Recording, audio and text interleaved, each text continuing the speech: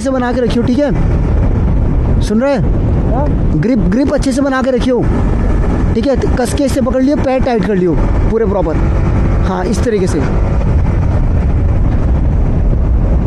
बहुत ज़रूरी होता है कि यार अगर आप हाईवे पर हैं तो जो पीछे बैठा है उसकी safety one of the most important चीज़ है कि आपको किस तरीके से बाइक चलानी है। इस चीज़ में आपको बहुत ज़्यादा मैच्योरिटी होनी चाहिए, तभी आप किसी को अपने साथ राइड पर लेकर जाएँ, वरना नहीं। जब मैंने भी इनिशियली स्टार्ट किया था राइडिंग, मुझे भी इन सब चीज़ों के बारे में नहीं पता था, लेकिन over the period of time experience हो जाता है आपको और आप चीज़ें समझ जाते हैं कि कैसे क्या है। बस मैं अपने फ्रेंड को कुछ इंस्ट्रक्शंस पास ऑन कर रहा हूँ कि वो इन सब सेफ्टी का ध्यान रखे, बाकी तो मैं सब संभाल लूँगा।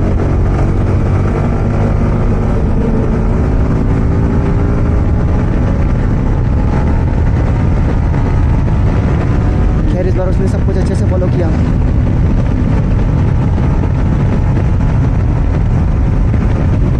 हम कोई भी किसी भी तरीके का रूल ब्रेक नहीं करने वाले हैं, पूरा प्रॉपर जो according to rules and regulation है उसके अकॉर्डिंगली जाएंगे, कोई लॉ ब्रेक नहीं करेंगे। और हाईवे पर जो स्पीड लिमिट होती है 120 किलोमीटर पर आवर होती है, उससे लिमिट में नीचे ही रहेंगे, उससे ऊपर बिल्कुल नहीं जाएंगे।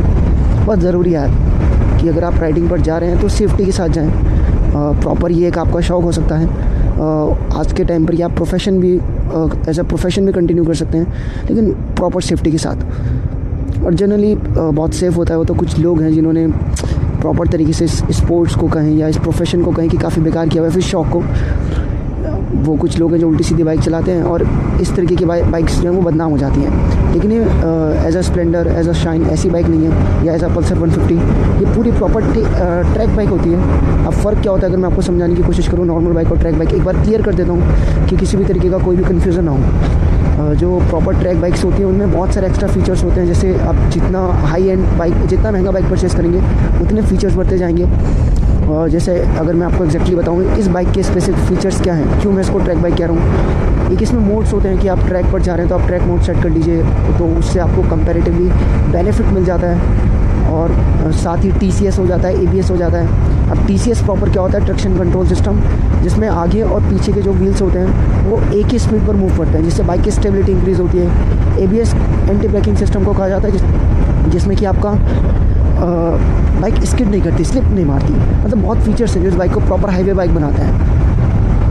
बस सेफली आप चलाएं। अब ऐसा ना हो कि अगर ये आपको बहुत ज़्यादा पावर प्रोवाइड करती है, बहुत थ्रोटल देती है, तो आप बहुत बुरी तरीके से पावर और थ्रोटल खींचते जाएं, वो चीज़ नहीं होनी चाहिए। और एक चीज़ मैं आपको और बता देता हूँ, जैसा कि हम इस जगह पर आए हैं, तो अगर आप 2 व्हीलर पर हैं तो आपको किसी तरीके का कोई भी टोल टैक्स देने की ज़रूरत नहीं है, आप सीधा साइड से निकल सकते हैं। 4 व्हीलर पर होता है कि पर्टिकुलरली आपको टोल टैक्स पे करना है।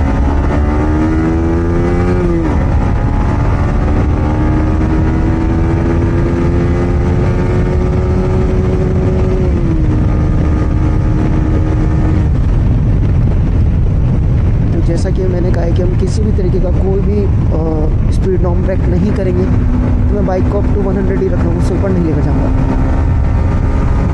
सेफ्टी बहुत ज़रूरी है।